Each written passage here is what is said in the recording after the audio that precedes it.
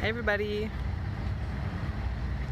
So today is Sunday, July 21st. There's not much out here yet. It's been pretty busy, but there's not much out on the ramp yet. So we've got the Millennium Phenom and the Wisconsin Air National Guard, KC-135.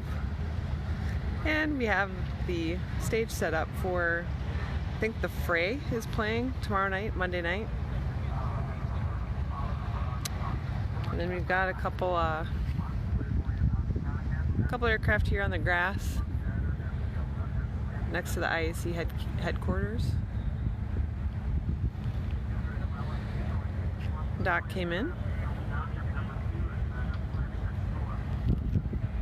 And that's about it. We got a couple helicopters over there. Lots and lots of trucks and cars. People still getting set up.